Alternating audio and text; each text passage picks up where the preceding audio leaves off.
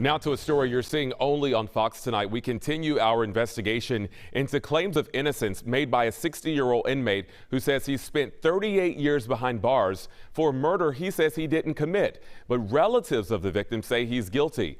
Again tonight, here's Fox 26's Randy Wallace with part 2 of his exclusive. In a 2019 court hearing, it was determined no DNA evidence linked Darius Elam to the 1983 murder of Rick Bowen. Elam has waited almost 2 years for a judge to decide what should happen next. I don't want to die without at least telling my version and with at least bringing the truth out. Darius Elam has never wavered. He's maintained his innocence for nearly 4 decades, and court documents confirm that. He is not going to waver, just like any person who is innocent. They're not going to waver on trying to obtain their freedom because they know that they're innocent. Randy, it is unbelievable what happened to Darius back in 1983. But relatives of 27-year-old Rick Bowen haven't wavered either. They say they are certain he's Rick's killer. You can't even put into words how awful it is. The boys, having to tell your boys that their father had been killed is just something I wouldn't wish it.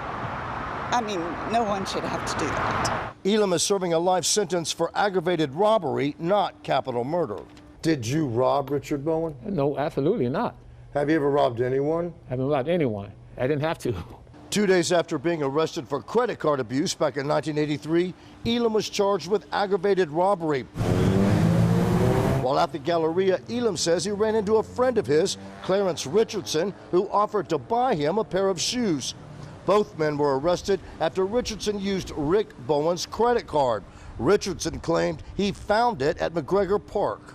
The DA felt it's easier to convict under robbery because he was trying to use the credit card abuse and link it to robbing the guy. And there was no DNA that was found of Darius that connected him to the crime. The state has 2 things it says links Darius Elam to Rick Bowen's murder: a yellow piece of paper with his fingerprint on it and jailhouse informants. A single right index fingerprint was found on my sheet of paper, and my sheet of paper was found inside the car. Elam says it is his piece of paper and his fingerprint. He says it was on him when he was arrested and taken to jail.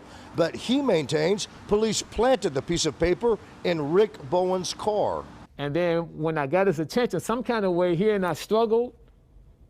I forced him into his own car, shot and killed him, and then dropped the paper there as evidence, I guess, and then fled after I took his wallet. That's pretty much his theory. A jailhouse informant testified at trial. Elam confessed to the killing, but that informant recently recanted. And what he said to me was shocking. He said that I'm a changed person. I don't want to continue with this lie. I want the truth to be known. And I want you to know the truth, Miss Campbell. Darius never admitted to killing anyone or robbing anyone. Rick's widow, Vicki Atkinson, says there were other jailhouse informants who say Elam also confessed to them. There were 3 in 2 different prisons at 2 different times. He was found guilty by trial, by jury, beyond a reasonable doubt, based on evidence like that. They are convinced that you are guilty.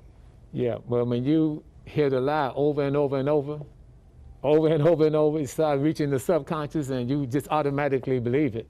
He was never remorseful of or showed any remorse whatsoever for it, and so I don't think he should be let out. It's not clear when 232nd Judge Josh Hill will rule on motions pending in his court.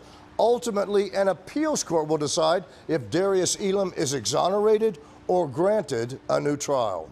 Randy Wallace, Fox 26 News.